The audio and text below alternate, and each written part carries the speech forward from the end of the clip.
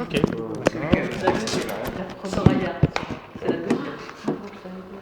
Ah oui, la première, c'était la fille des parents. Voilà. Je parle de ça, je parle de ça. Ah, putain, j'étais pas dans d'ailleurs. Mais j'étais en dernière. Bon. Ça va? Oui, moi j'ai fini.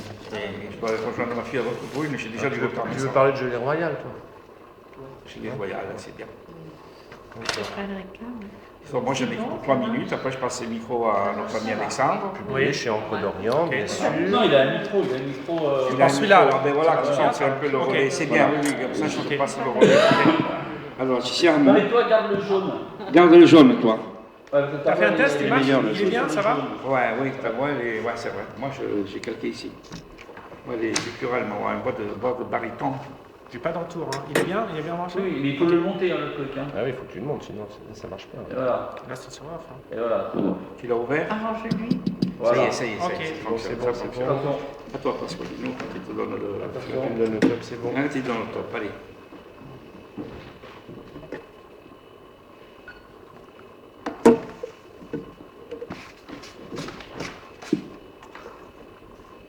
De retour sur le plateau de À lire et à relire, je reçois aujourd'hui Alexandre Scholder qui vient de signer un livre qui s'appelle Codex Deus aux éditions Bénévent. Alors, Alexandre, tout d'abord, comment vous est venue l'idée de Codex Deus? Bonjour Pascal. Bonjour. Eh bien, c'est une histoire à la fois simple et assez complexe, c'est-à-dire que moi je suis quelqu'un qui s'est toujours passionné sur tout ce qui concerne l'histoire, les facettes cachées de l'histoire, les énigmes, les mystères, de découvrir un petit peu tout ce qu'on ne nous dit pas. Voilà. D'accord, des secrets, Voilà. des choses un petit peu enfouies. Exactement. D'accord. Alors, faites-nous le pitch du livre. C'est un roman, en fait. Oui, c'est un roman d'aventure historique.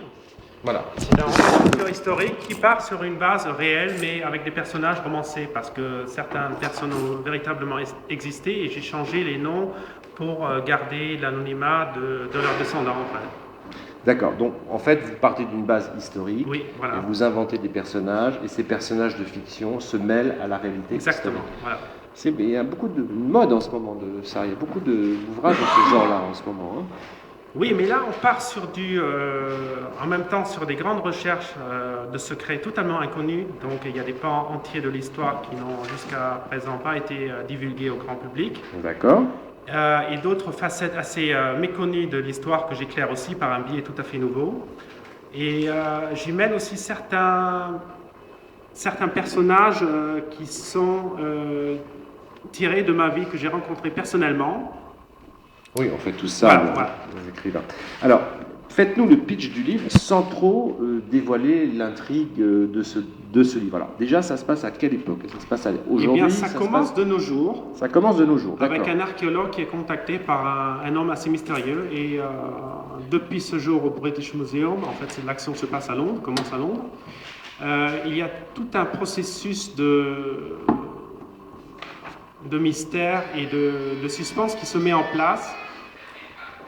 Et cet archéologue est amené à vivre avec son ami, qui a une histoire aussi assez bizarre. Donc sa famille était beaucoup de ses proches étaient dans les services secrets.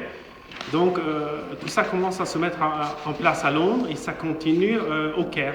D'accord, donc c'est une histoire qui nous permet de voyager un petit peu Tout à fait, partout, en tout à fait. Égypte, en France, etc. etc. Exactement, voilà. Alors, en ce moment, on vous a vu au Salon de Nice cette année. Oui. Vous avez une grande actualité. En ce moment, on vous voit un peu partout, Alexandre.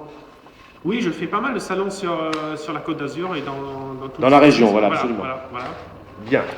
Alors, Je vais je vous en prie. Aussi, je vais faire une dédicace le 8 octobre à la librairie Sorbonne. Oui, on invite tous nos auditeurs de Fréquence Fusion, donc tous nos amis d'À lire et à relire, à venir vous voir. Donc vous allez faire une dédicace de votre livre Codex Deus. Oui, tout à fait. Voilà. Combien de temps vous a pris ce livre pour l'écrire? Parce que je sais qu'il y a beaucoup de recherches. En général, on fait des recherches et ensuite, Oui, après, oui. on se met à l'écriture de la trame littéraire, de l'histoire, etc. Exactement. Et ça prend toujours pas mal de temps. Combien de temps ça vous a pris à faire? Ça m'a pris 6 ans quand même, parce que j'ai fait pas mal de voyages, pas mal de recherches sur place. Donc, parce que moi, je suis un auteur qui considère qu'on ne peut pas faire l'histoire en piochant un petit peu sur les sites internet, commentant des choses de tierces personnes ou de deuxième main, qu'il faut absolument aller sur place, faire des enquêtes approfondies, si possible, avec des témoins directs de ce qu'on veut écrire, de la personne qui a vécu ça, etc. Et ensuite, une fois qu'on a la matière brute, on peut la retravailler sous forme de roman, ce qui m'a beaucoup plu, parce qu'au début, je voulais en faire un document, mais en fin de compte, c'est devenu un roman. C'est devenu un roman et un roman passionnant, donc j'invite tous nos auditeurs de Fréquence Fusion et nos amis de À lire et à relire à acheter ce livre donc, qui s'appelle Codex Deus, qui est publié, je vous le rappelle, cette année aux éditions Bénévent, et on le trouve où ce livre? On le trouve partout, on le trouve où? Eh bien, on le trouve dans toutes les librairies, et s'il n'est pas en rayon, il faut le commander. Voilà. Ou sinon sur les principaux sites sur Internet, sur le site de la FNAC, etc., Amazon.